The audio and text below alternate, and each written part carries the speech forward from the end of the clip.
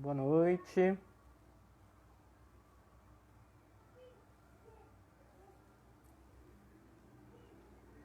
Boa noite, pessoal. Esperar o pessoal ir entrando aí. Desativar aqui as minhas notificações também. Esperar o Gustavo entrar aí.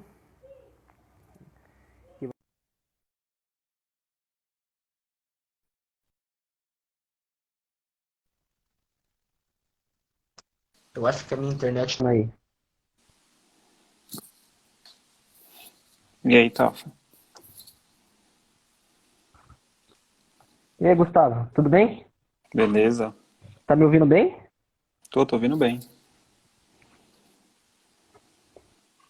Beleza, tranquilo. E minha imagem? Que eu tô aqui no Wi-Fi, meu Wi-Fi tá uma porcaria. É, sua imagem tá meio zoada mesmo. Tá dando um delay aí, né? Um pouquinho. Ó, Gu, eu vou tentar desligar o meu Wi-Fi.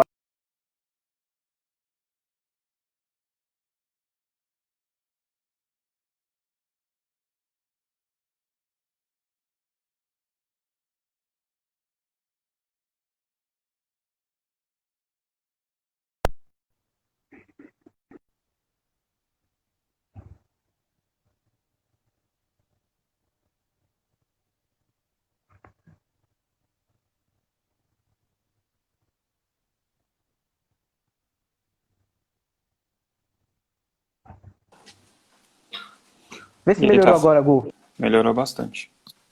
É, eu vou fazer no 3G mesmo. No Wi-Fi não vai rolar. Beleza.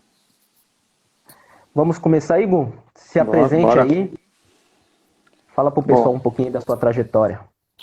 bom, galera, meu nome é Gustavo, né? Sou tecnólogo em radiologia. Eu sou formado como auxiliar, técnico e tecnólogo em radiologia. Sou especialista em tomografia computadorizada. Trabalho no Hospital Alemão Oswaldo Cruz e sou gestor de um serviço de saúde aqui no município de Cotia, né, no Hospital Regional de Cotia. Muito bem. É, um pequeno currículo, né? Pouquinha experiência você tem. Né? Só um pouco. 12 anos de radiologia.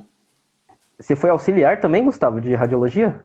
Eu me formei, entrei na área como auxiliar de raio-x. O Rapaz, famoso câmera trabalho com escura. você mó tempo e não sabia disso. Sério. É, tem a minha carteirinha de auxiliar ainda até hoje. Carteira de auxiliar? Tem, do Interessante. CRTR.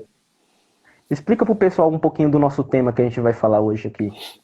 A gente vai falar um pouco de proteção radiológica na tomografia, né? A gente ouve falar bastante do princípio ALARA no raio-x. Na verdade, assim, né? Quando você fala de princípio ALARA, todo mundo associa a radiologia convencional, né? A radiografia. Exato. E, na verdade, o princípio ALAR, ele existe para todos os métodos de diagnóstico que utilizam radiação ionizante. Então, não é só raio-x convencional, né, a radiografia, mas é na medicina nuclear, no, na tomografia computadorizada também. Hum. E no dia a dia, tem como a gente reduzir dose no paciente fazendo exames em TC, por exemplo?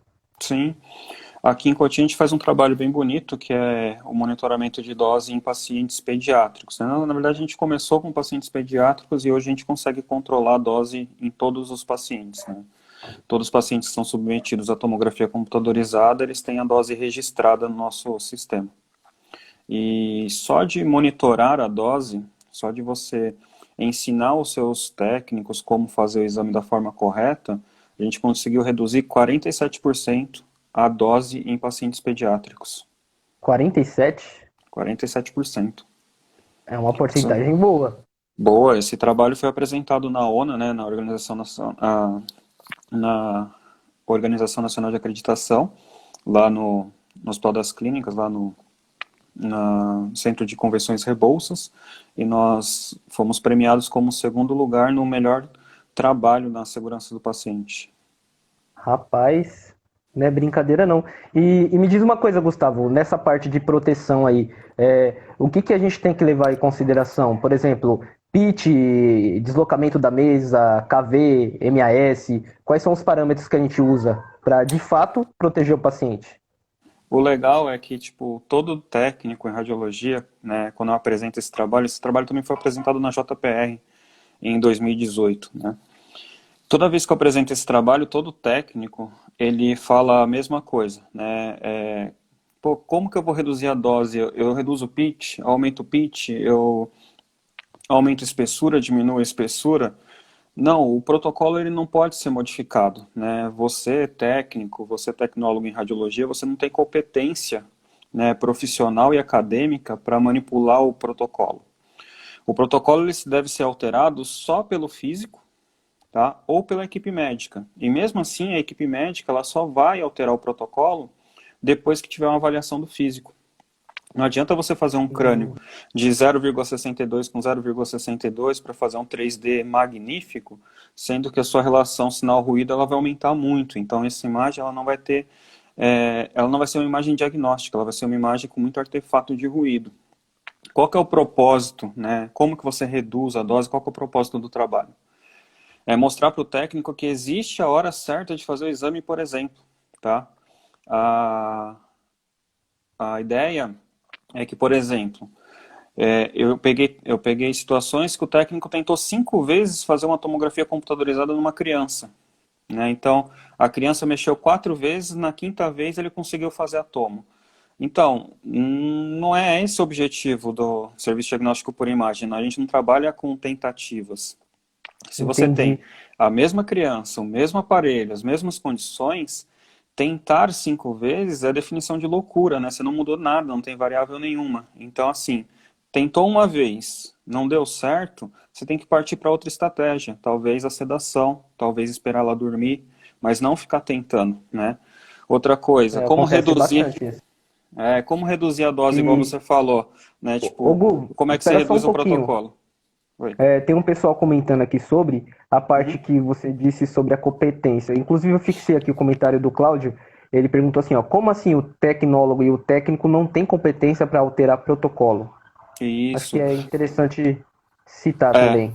Cláudio, quando eu falo que o técnico não tem competência acadêmica, tá? Ele não tem formação para isso, o tecnólogo ele não pode estipular um protocolo. Ele não pode falar que ele, a partir de agora ele vai fazer tórax com 5 com 5, né, para diminuir a dose no paciente. Isso não pode ser feito exclusivamente pelo tecnólogo. Isso é uma decisão multiprofissional. Quem decide isso é o tecnólogo, o físico médico e a equipe médica de radiologia. Não pode ser decidido também, por exemplo, pelo cirurgião.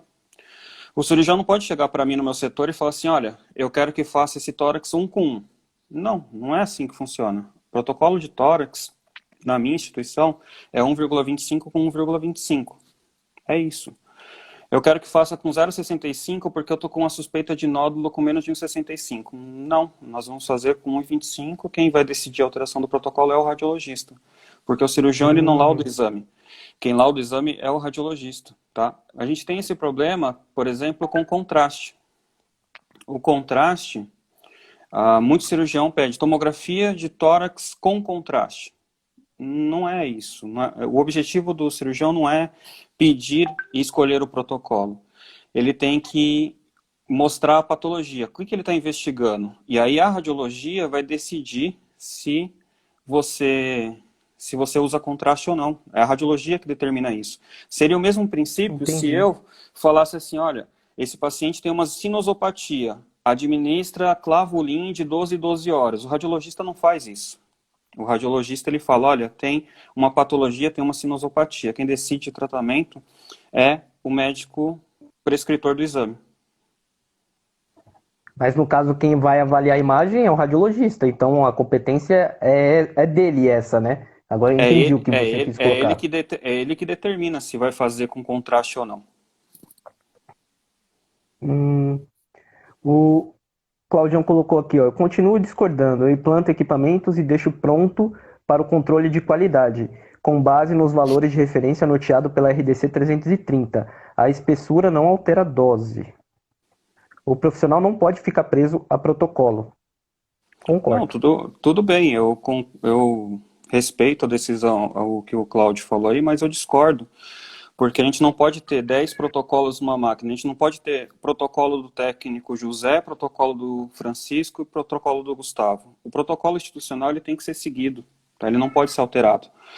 Se for seguir o exemplo bem colocado aí do professor Cláudio, né, ele implementa aí protocolos. Então, esse protocolo que ele implementou tem que ser seguido, entendeu? Ele é o application, ele é quem montou o protocolo.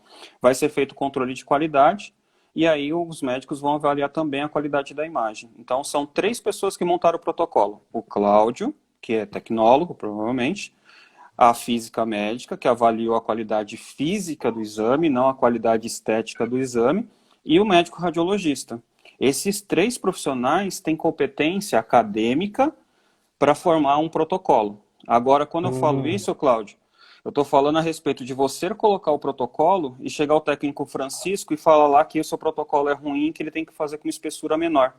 E aí sim aumenta a dose, brother, porque você vai aumentar muito o pitch, e aí a relação do pitch, ela é determinante para aumento da dose, porque daí seu TDI-W vai aumentar muito. E aumentando o seu TDI-W, você vai aumentar o seu TDI-vol, e automaticamente o DLP ele vai ser muito alto, entendeu? Eu não estou falando entendi. que quem monta protocolo não deve ser o tecnólogo, na verdade ele não pode ser só ele, não pode ser o plantonista.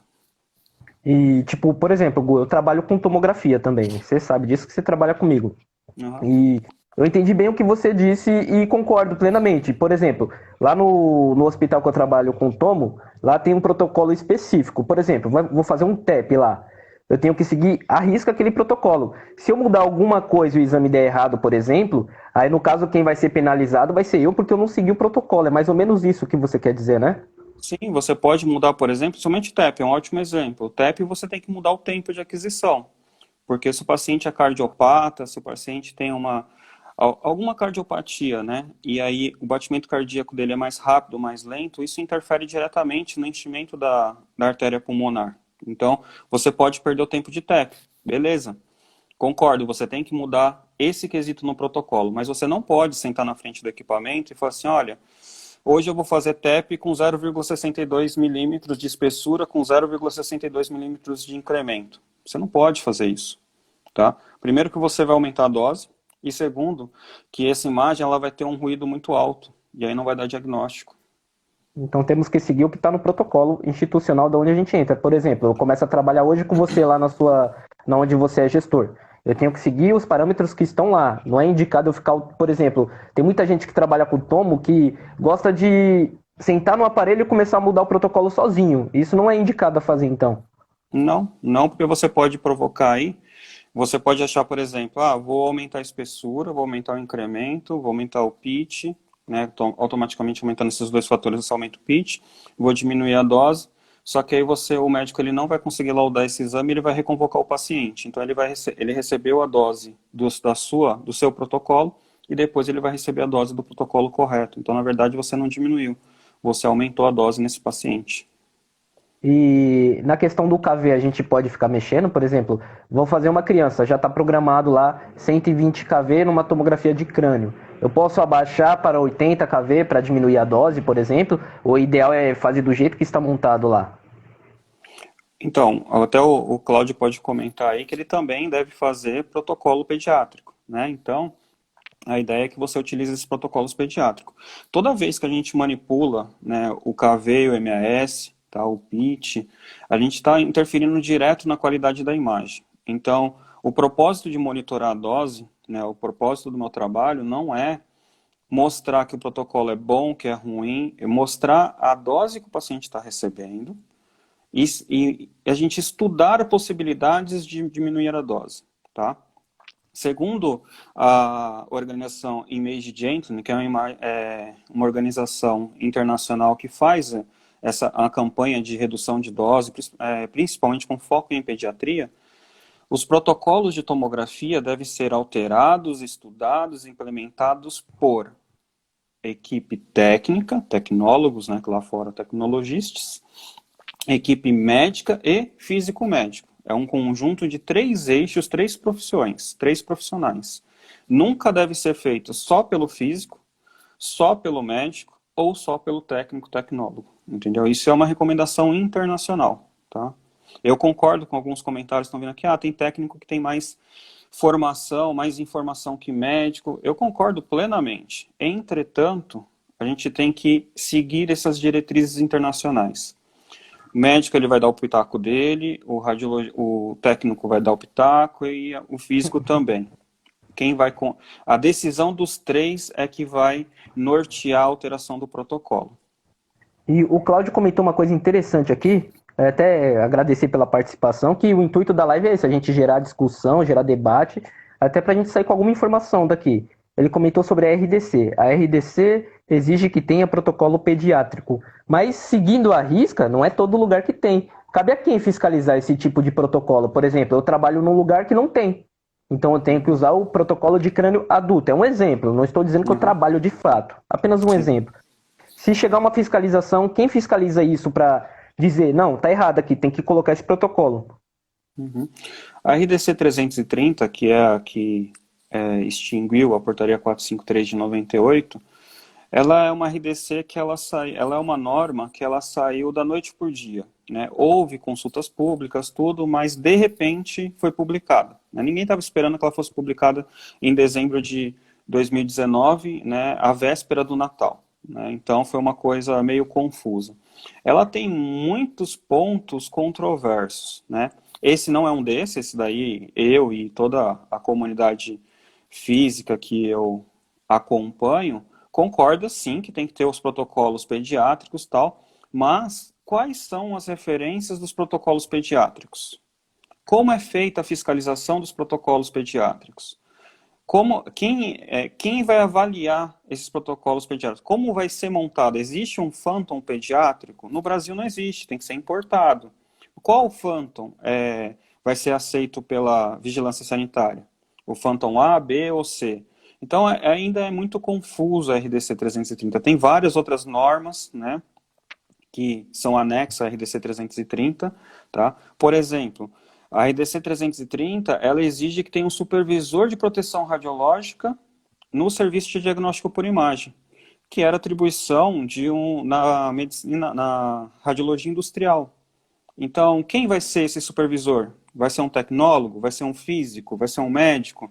A portaria ela não descreve isso. Também? Vai ser um técnico. A portaria ela não descreve isso, entendeu? Ela deixa muito aberto. Ela fala que tem que ser um profissional habilitado. Mas habilitado em quê? Né? CRM, CRTR, o quê? Né? Um conselho de classe. A física médica não tem conselho de classe. Então, eles são excluídos. Então, ela está muito confusa ainda, né? Nós temos até dezembro para se adaptar a ela. E aí, a partir de janeiro, começa a fiscalização com base na RDC 330. Por enquanto, até dezembro, ainda é fiscalizado e a fiscalização leva em consideração a portaria 453 e faz ressalvas à atualização da 330. Eu acho que ficou bem claro essa parte. Eu tenho uma dúvida que eu até estava debatendo com você, Gustavo, na questão das pacientes gestantes. É recomendado que a gente use a proteção radiológica no paciente? Depende do aparelho? Sim. Isso daí foi uma coisa que eu até comentei com você, a gente começou a ter a demanda de pacientes gestantes com suspeita da Covid-19, né? São pacientes que precisam fazer tomografia de tórax. E aí a grande pergunta, a grande dúvida foi, qual protocolo utilizar? Existe protocolo de baixa dose em tomo, né, de tórax, né? E que é recomendado para estudo da Covid-19.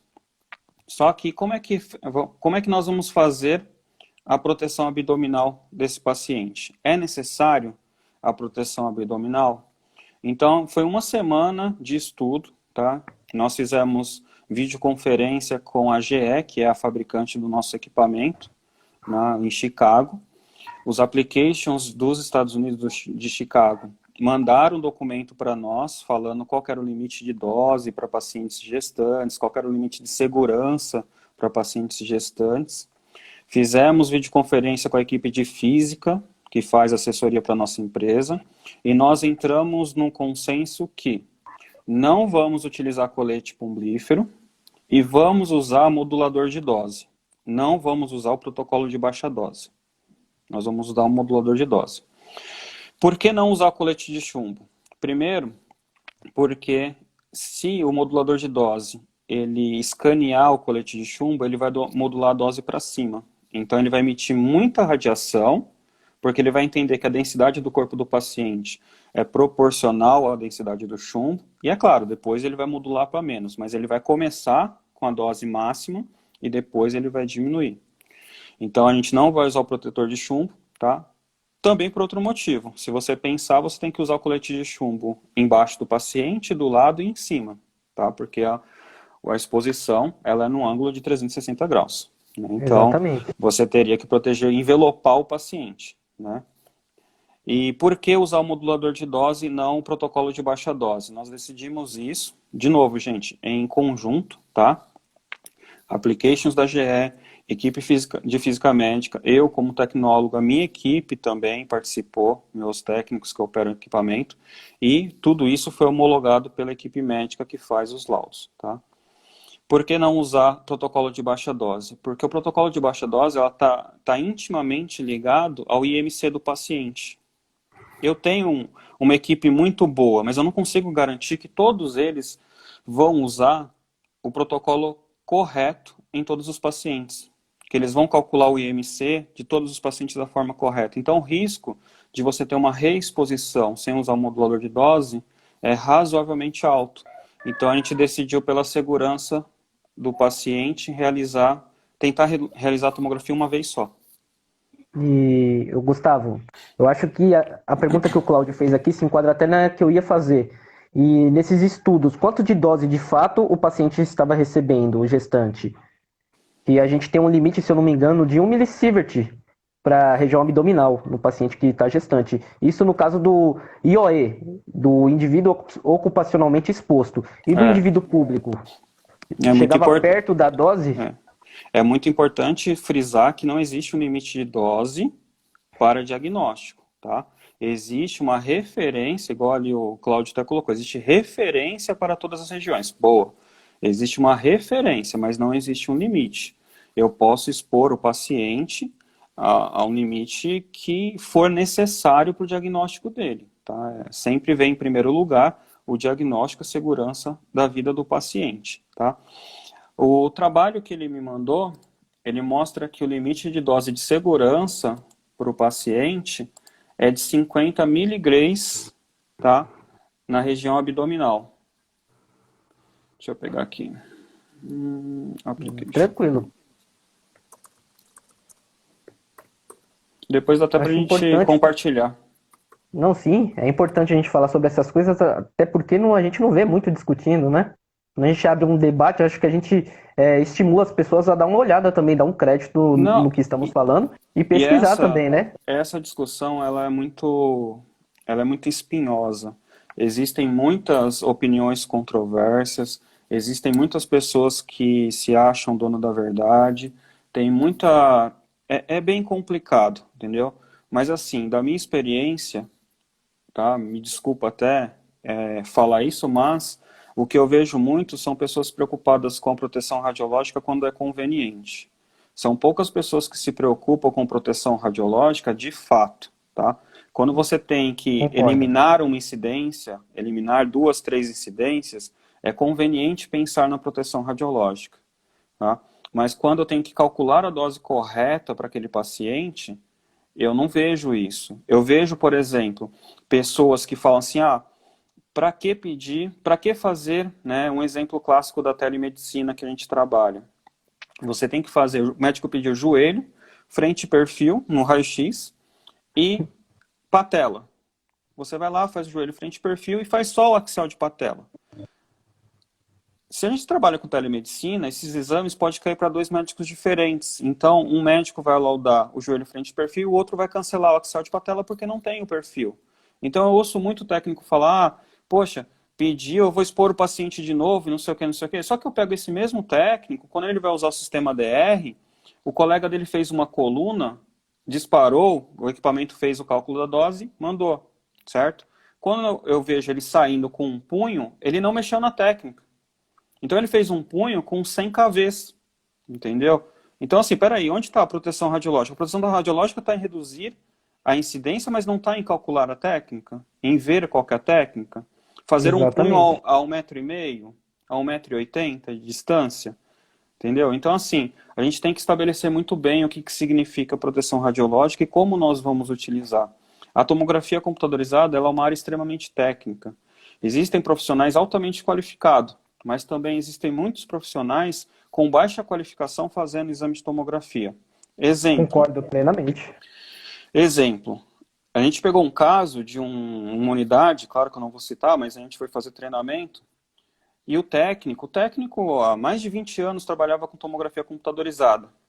Ele fazia o tórax com duas aquisições. O Uma DLP pegando dele. de cima para baixo, a outra de baixo para cima. Já vi Não, muito isso. uma com janela de mediastina e outra com janela de parênquima pulmonar. Jesus. Então, assim, ele fez duas tomografias por conta da janela, por conta do filtro, entendeu? Então, você repara que realmente a pessoa, ela não tem conhecimento do que está fazendo. E, na boa, eu não culpo ela. Eu culpo eu como professor, meus colegas professores, porque a gente não ensina isso para os técnicos. Qual curso técnico que gasta tempo, tá, que investe em tempo em proteção radiológica? São pouquíssimos, Tafa. Qual professor ele está realmente preparado para fazer um curso de proteção radiológica? Entendeu? Isso que o Cláudio falou sobre referente às doses de referência. Qual professor que passa isso na faculdade? Eu não tive isso na faculdade. Eu não tive isso no ensino técnico. Quem dirá no auxiliar?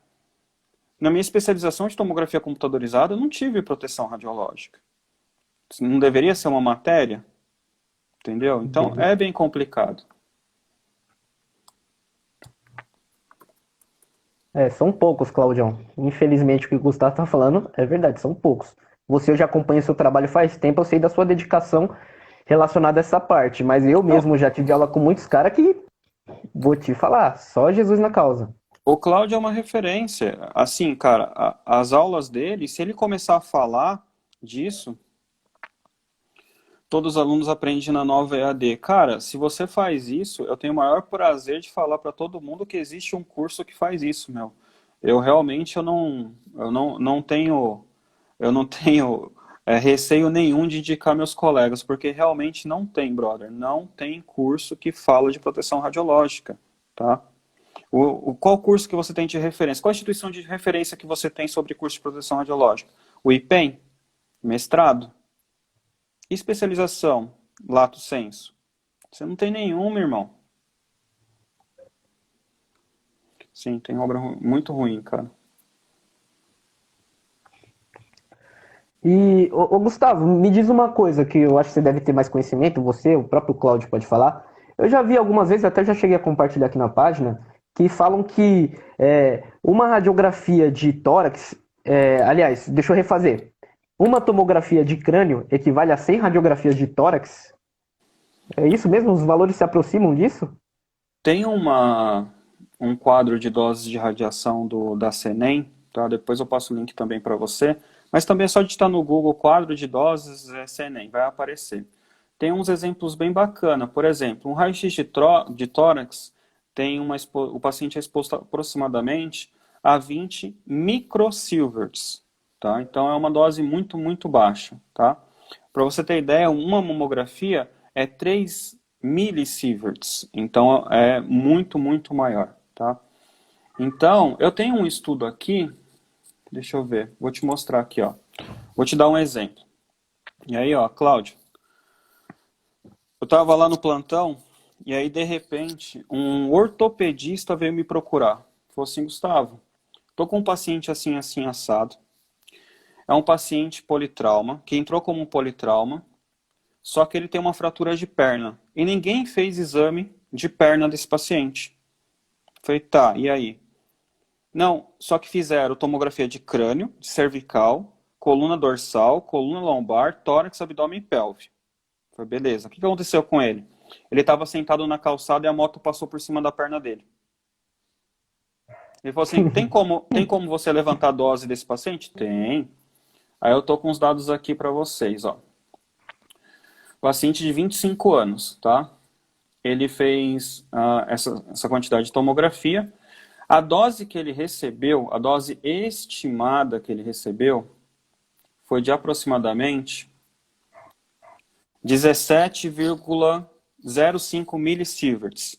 Isso equivale a 17 minutos, a 12% na dose anual que possui evidência de maior risco de câncer, a 34% da dose máxima que um trabalhador brasileiro pode ser exposto. Ô Gustavo, consegue mostrar a tela ou dá problema aí? Acho que eu não consigo porque eu estou no computador e fazendo a live no celular. Então, mostra com a câmera do celular mesmo, acho que dá para dar uma olhada. Tá bom. Deixa eu pegar aqui.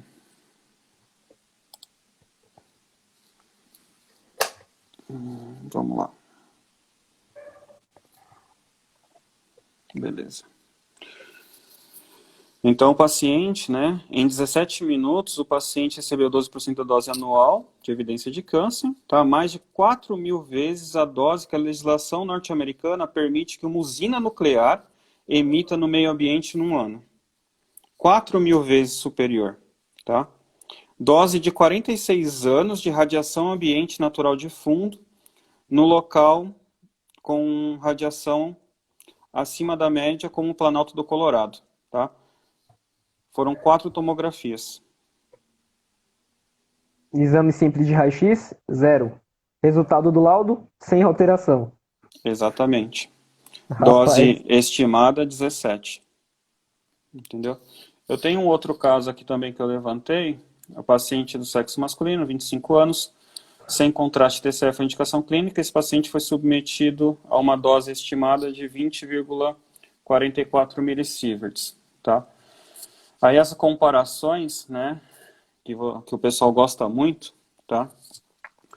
É mais ou menos a dose aproximada que uma pessoa passe 4 horas próximo da usina de Chernobyl em 2010, dose aproximada de 20.445 raio-x de braço, dose 3 vezes maior que a dose registrada a 50 km da usina de Fukushima em 16/3, 5 dias após o terremoto que causou acidente nuclear. Então você vê que não é brincadeira, irmão. Jesus. Entendeu? Rapaz. E assim, cada vez mais... E só para entender, Gustavo, só para ficar claro, tanto para mim quanto para as pessoas que estão assistindo a gente aqui, e essas comparações de dose, por exemplo, de uma usina nuclear, saiu da onde mesmo, só para o pessoal ficar ciente? Ah, tá, beleza. Deixa eu mostrar aqui de novo. Isso daqui é um slide da Comissão Nacional de Energia Nuclear, tá? Em cima, a CENEM, tá? Depois a gente manda o link aí para vocês. E aí eles têm alguns dados aqui comparando, tá? A exposição, tá? Raio-x de tórax e tal. Então é só você fazer o cálculo da dose de exposição e aí ver qual que se enquadra aqui, tá? Tem uns negócios bem legais, por exemplo, comer banana, você recebe um tanto de dose. Dormir ao lado de uma pessoa, tá? Que são radiações que a gente já está exposto naturalmente. Mas serve para dar aula. Legal. Interessante. Rapaz, não sei mais nem o que dizer. Fiquei besta. Não, o problema é que assim, né? Quando os colegas falaram, tipo, o tecnólogo ele é mais capacitado que o médico, precisa sair, obrigado. Ô, Cláudio, valeu por participar aí. Obrigado aí pela participação. Eu vou deixar salvo aqui, depois passa aqui, dá uma olhada e comenta aqui com a gente. Beleza, Então, eu concordo plenamente, o tecnólogo ele é muito, muito preparado para isso, né? Não só isso, é preparado também para contraste e tal. E os médicos eles não têm informação específica disso, né? Nos Estados Unidos, na Europa, a nossa profissão ela é muito valorizada. Muito valorizado. Ô, Gustavo, eu vou até citar uma coisa que eu acho que acontece bastante, principalmente você sendo gestor, não que aconteça na sua unidade, até porque acredito que você oriente muito bem os profissionais. Mas, por exemplo, há um tempo atrás, eu tive uma discussão com uma pessoa que trabalhava com tomografia, que ficou debatendo comigo, falando, eu faço tomografia há não sei quantos anos, aí essa pessoa ela não sabia nem o que era o CTDI e o DLP. E pior... A enfermeira precisava de ajuda para calcular o clearance, que era para ver como que estava a ureia, creatinina, se dava para fazer o exame. Ele não sabia nem o que que era isso, nem onde entrava. Isso acontece bastante e também é uma forma de proteção ao paciente, não que seja a radiação, mas você protege o paciente quando você sabe dessas coisas a mais, né, que não cabem a nós. O que que você Sim. acha disso? Aqui a gente trabalha muito em parceria. Eu não sei tudo, eu sempre estou aprendendo. Os meus técnicos não sabem tudo, eles também sempre estão aprendendo. Então, por exemplo, eles não sabiam também, ninguém no hospital, Otafa, ninguém no hospital, nem a equipe médica sabia fazer o cálculo de clearance, tá? Que você calcula a taxa de filtração Falei errado. glomerular. Desculpa. Não, tudo A bem. pronúncia é difícil. Não, é a taxa de filtração glomerular, né? Então você avalia a função renal do paciente mais próximo da realidade. Hoje a gente se baseia só pela ureia e creatinina, a gente acaba até desconsiderando a ureia e acaba avaliando só pela creatinina. Então, na verdade, o CLIRA se avalia pela creatinina, pela raça do paciente, se ele é afrodescendente ou não, tá? A taxa de filtração do afrodescendente, ela é mais lenta do que o não afrodescendente. O sexo também é muito importante e a idade, tá? Então, são alguns fatores que a gente usa para fazer o cálculo. E a calculadora tem no Google, é só digitar, aparece É facinho de e achar. não tem problema. Existem 4 métodos, você escolhe o método mais utilizado e todos eles vão dar certo, tá? Não tem problema nenhum. Então eu mostro isso para eles, eles trazem as dúvidas, às vezes eles trazem propostas de melhoria de protocolo, tá? Igual a gente falou lá no começo. Ah, o técnico não tem competência acadêmica para alterar o protocolo, mas ele tem competência acadêmica para fazer a indicação de alteração. A gente tem um formulário aqui, todos os técnicos podem pedir a alteração de protocolo, né? Ele só vai preencher esse formulário vai para a equipe de física e para a equipe médica, e a gente vai estipular um dia para fazer o estudo dessa alteração. Nós já mudamos o protocolo aqui diversas vezes por indicação dos técnicos, não foi indicação minha. E eu tenho o maior Bacana. prazer de falar, foi o técnico fulano de tal que sugeriu a alteração do protocolo. Isso é bom para ele e bom para a equipe. Ô, Gustavo, mais uma coisa que é muito assunto para eu tirar dúvida, fico até perdido. É sobre a calibração, tanto a diária quanto aquela que o físico tem que ir ver se está tudo bem com o aparelho e levar Phantom, essas coisas. Também é uma forma de proteção radiológica, de garantir que a eficiência do aparelho na parte de passar radiação, de fazer um exame sem muita dose, tenha eficiência. Eu não sei se consigo entender bem minha pergunta. Eu pareço Não, um sim. tagarela falando. Não, sim, sim, é muito importante para a proteção radiológica também, né?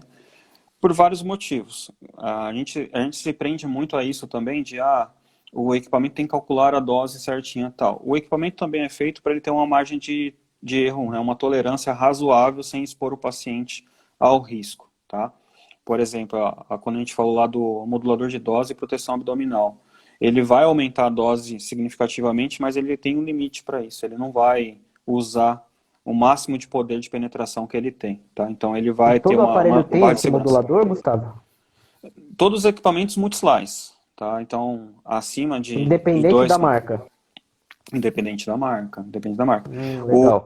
O que existe de diferente é a reconstrução interativa, tá? Que aí você consegue fazer uma tomografia de abdômen, por exemplo, a 0,5 millisieverts e ter qualidade de uma tomografia feita com 10 millisieverts, né? E isso é processamento de imagem, tá? Mas aí na sua pergunta da calibração, é muito importante fazer a calibração, principalmente para a vida útil do equipamento, do tubo, e também para não promover a reexposição, porque você pode ter um artefato que simule uma lesão e, na dúvida, o médico vai pedir para fazer a tomografia de novo. E aí é Então, mais é, dose. é mais dose, exatamente. A reconvocação, a realização de novo exame, ela é abominável aqui a todo custo. A gente não reexpõe paciente de forma nenhuma, a gente tenta fazer o possível para fazer numa tacada só. Entendi. E a parte do Phantom lá que eu perguntei, de quanto em quanto tempo é indicado fazer a calibração com o Phantom?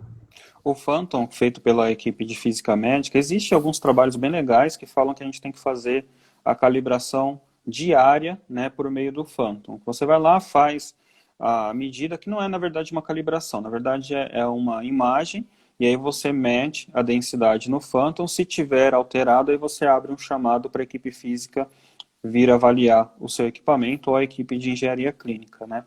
Agora, a calibração diária, ela é feita porque o equipamento, a sala de exames, ela é muito úmida, né? Ou ela é muito úmida ou ela é muito seca, depende do ar-condicionado. E a densidade do ar úmido e do ar seco é diferente. Então, você precisa fazer essa calibração para que seu equipamento entenda qual é, de fato, a unidade Housefield do seu ar naquele momento, entendeu? Então, o recomendado é fazer todos os dias pela manhã, por exemplo. E mais uma coisa em cima da calibração. Inclusive, já ouvi muita gente falar sobre isso. A cada 2 horas que o aparelho de tomografia fica parado, eu tenho que fazer novamente uma calibração. Isso circula Não, bastante, principalmente nas não, redes. não. Existem duas coisas diferentes, tá? Só vamos guardar aí esse do colega aí, radiologia em 3 minutos. Gustavo, tem alguma dica de site de estudos de proteção radiológica? Tem sim. Aí a gente Vou manda o link fixar aí. aqui o comentário. Isso, a gente manda o link aí para ele. Eu tenho uns sites bem bacana aqui. Então, existem duas coisas diferentes, Tafa. A primeira, a calibração. Quando você fala de calibração, você está fazendo uma correção nos seus parâmetros técnicos. Tá? Então, isso é o princípio básico, né, o conceito de calibrar. É fazer uma correção dos seus parâmetros técnicos. Ou você faz o warm-up, que é a preparação do seu equipamento.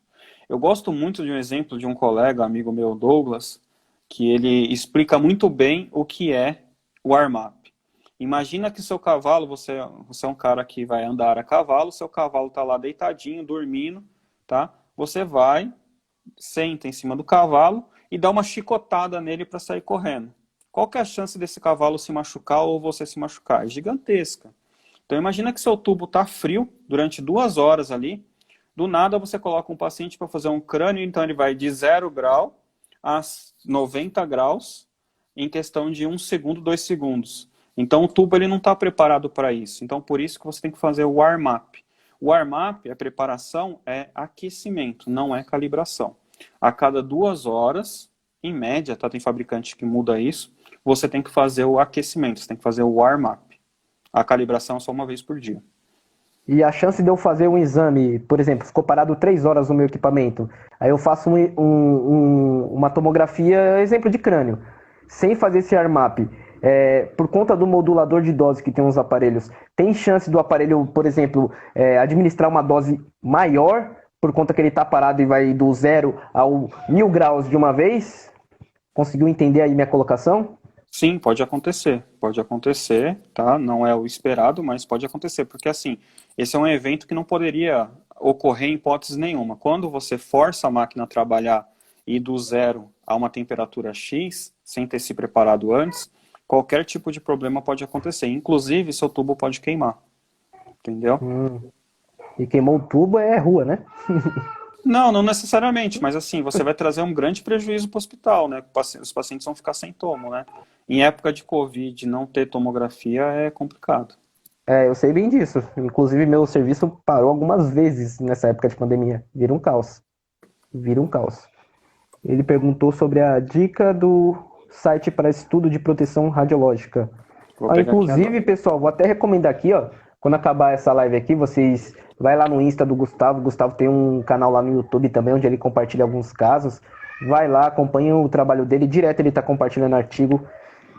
Dá para dar uma estudada aí, dá para dar uma inteirada nas coisas que ele posta aí também, que é muito bacana. Tô errado, Gustavo? Não, pode sim, vai lá, interajam, podem fazer pergunta. E se a Cara, Ariane for brigar aqui, eu já retiro o que eu disse. né? Não. Para nossa área, eu tenho o maior prazer de ajudar, cara. Tem uma observação ali da temperatura, né?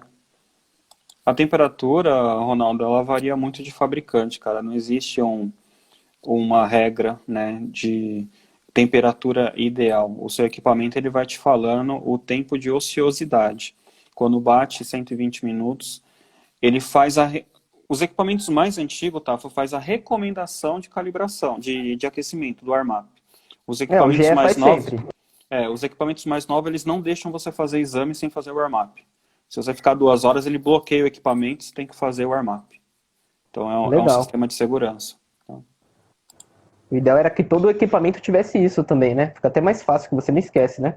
Sim. Às vezes, porque o que acontece no dia a dia, vamos ser bem honestos, né, Gustavo? Uhum, Acontece o seguinte, o técnico está na tomografia, saiu da uhum. tomografia, vai para o raio-x, centro cirúrgico e fica rodando.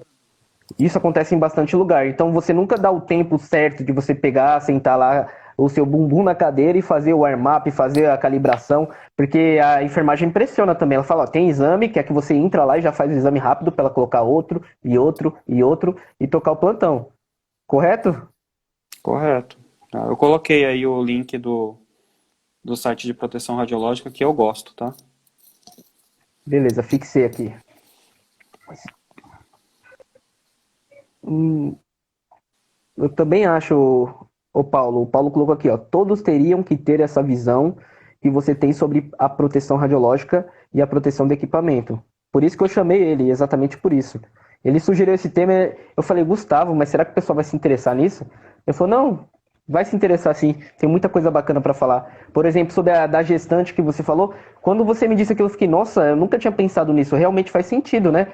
Porque se a paciente está lá em cima, tem um modulador de dose que vai calcular. Outra coisa que eu esqueci de perguntar aqui, que a gente tinha até conversado pessoalmente, o avental de chumbo, pelo que eu sei, posso estar errado, ele não foi feito para proteger da radiação primária, é o feixe que vem direto do tubo. Então isso também atrapalha na hora de você fazer o exame, certo? Sim, se você parar para pensar, né, no conceito básico de física, os detectores eles são projetados para absorver o máximo de dose sem ter radiação secundária, entendeu? Então, a radiação secundária, tá? Eu falei errado? Não, eu só lembrei do outro termo que você usou, Qual outro termo? a radiação terciária. Não, esse aí foi o Ronaldo aqui, ele tá aqui, ó. Foi esse sujeito aqui, vou fixar o comentário dele. Essa é a ideia dele aí, eu não tenho nada a ver com isso não, viu? Não, tá bom. A radiação secundária na tomografia ela é quase nula por conta do design e da projeção dos detectores. Então, muitas vezes a gente usa colete de chumbo na tomografia mais para uma proteção psicológica do que uma proteção física de fato, né? Então, assim, se o paciente quer o colete e tal, a gente não vai arrumar confusão, irmão. Dá o colete, pode usar o colete. No caso da gestante, eu não dou o colete e explico para ela o porquê e coloco o meu nome realmente e falo assim, olha, qualquer problema que você tiver, tal, e você achar que tem algum problema, você pode falar que foi o Gustavo que falou com você. Por quê? Tafa, eu concordo com o que os colegas falam, que a gente tem que enaltecer a nossa profissão, né? A gente tem que mostrar que a gente estudou, que a gente é capaz de fazer muita coisa. Mas eu, particularmente, eu não tomo nenhuma decisão sozinho, irmão. Eu posso fazer várias sugestões, eu posso iniciar vários trabalhos, mas eu tenho sempre pessoas do meu lado. E essas pessoas são médicos, físicos, outros colegas tecnólogos, tá? O ideal é você nunca fazer nada sozinho, porque você tem um vício de, de propósito. Você quer que aquilo dê certo. Então tem que ter outras pessoas participando para ver onde você está errando. E quando a gente fala de proteção radiológica, é uma coisa muito séria, irmão. É muito sério, tá? A gente tem um público muito fiel aqui, por exemplo, que uma criança com 6 meses fez tomografia de crânio comigo, só que até os 18 anos ela vai fazer tomografia comigo também, porque eles moram aqui em Cotia e o único hospital que tem tomografia aqui é o meu hospital. Então, faz todo sentido eu controlar a dose desse paciente. Que essa tomografia de crânio com 6 meses seja o mínimo de radiação possível, porque eu não sei quantas tomografias esse cara vai receber.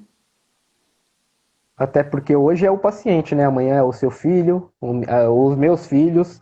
Então a gente tem que dar, é o mínimo, a gente tem que dar pro próximo aquilo que a gente espera de tratamento pra gente, né?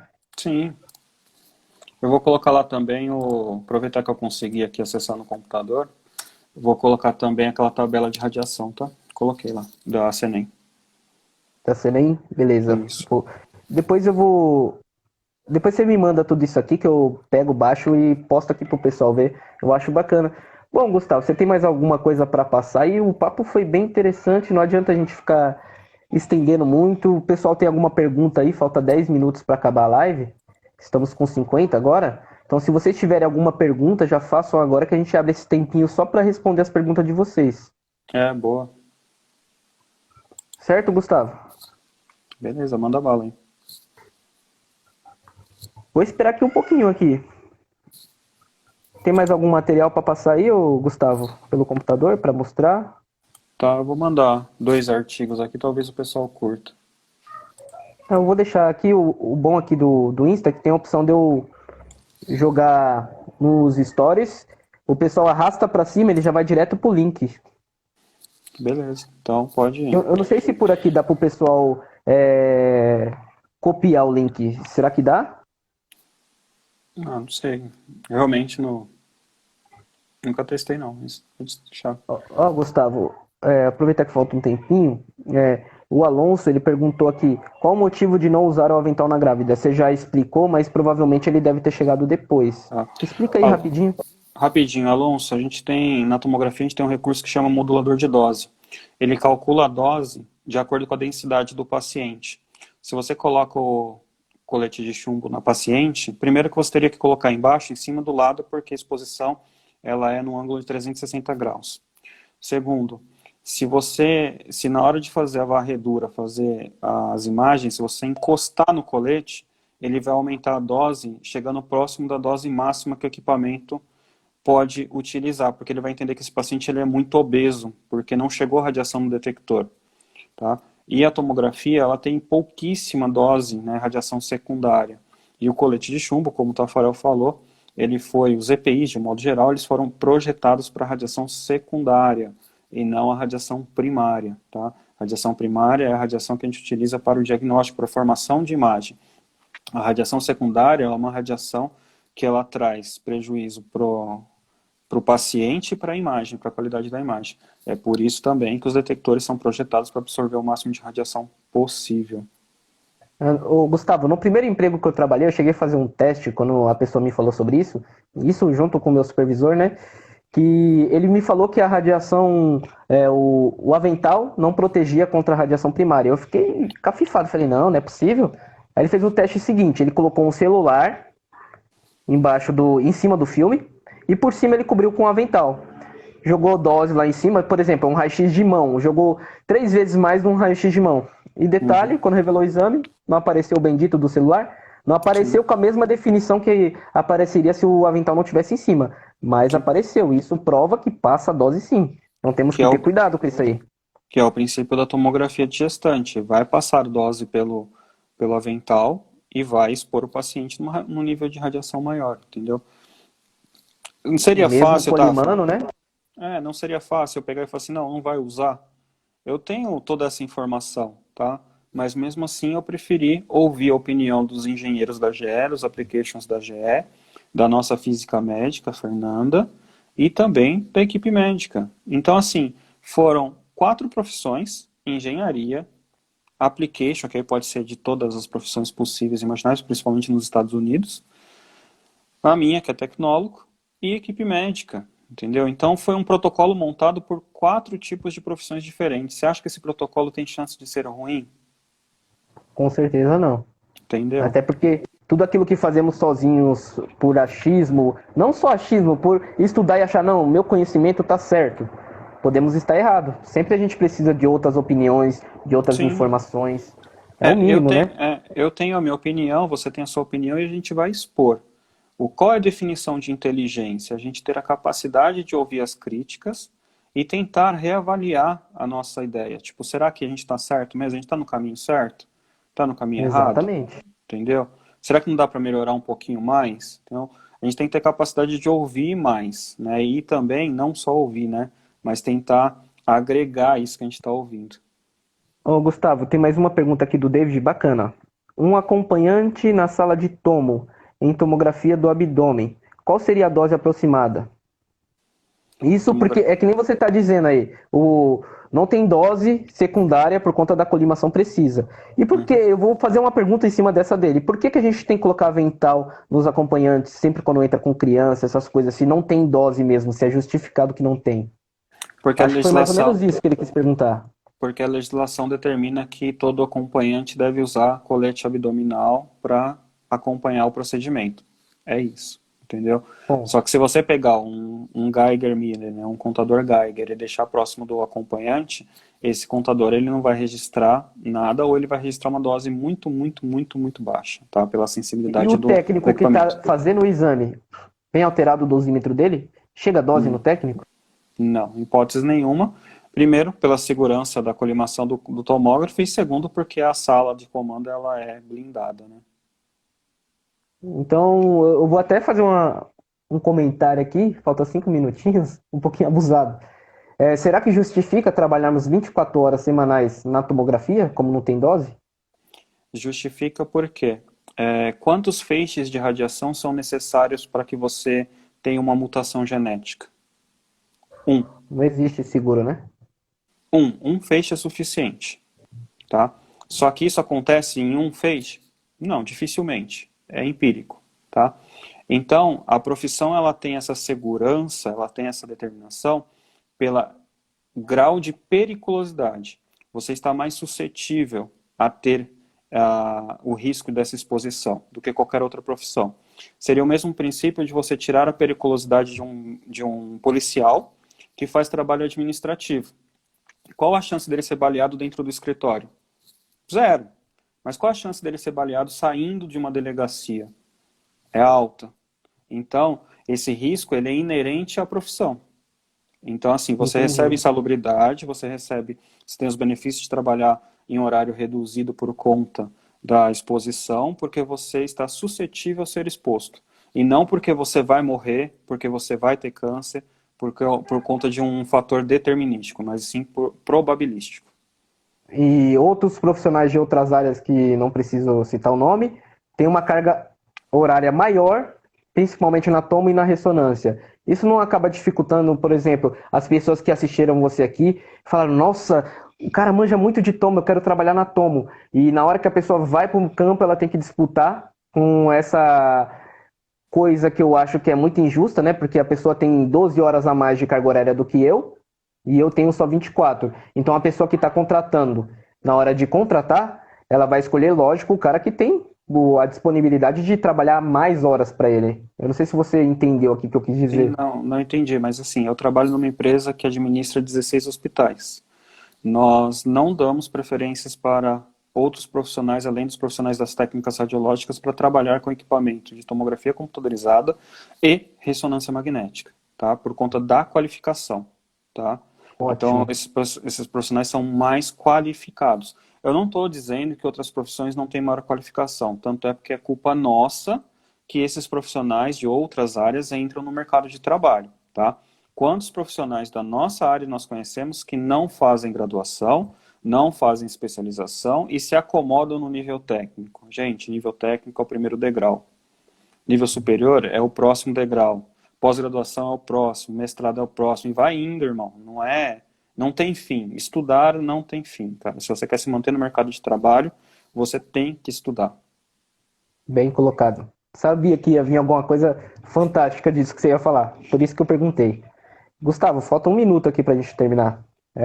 Eu não poderia deixar de terminar sem pedir obrigado por tudo aí que você passou, esse conhecimento magnífico que você tem sobre tomo, não só tomo, sobre toda a radiologia. Trabalhamos junto, te conheço bem e sei do seu potencial. Eu queria que você fizesse as suas declarações finais aí. Cara, agradeço pela live, foi bem bacana, é bem legal poder compartilhar um pouco o que eu sei, né? E também eu gosto muito de receber críticas, é bem legal, principalmente do meu trabalho, né? Críticas pessoais nunca é gostoso de ouvir, mas eu também não tenho problema nenhum, mas referente ao meu trabalho, porque esse trabalho realmente, eu levo ele com bastante carinho, esse controle de dose, e eu queria realmente que ele melhorasse cada vez mais, né? Obrigado pela live, o pessoal tem aí o meu contato, você também tem meu contato, qualquer coisa, precisar, estiver disponível, quiser fazer mais lives, é só me contactar. Obrigadão mesmo. Beleza.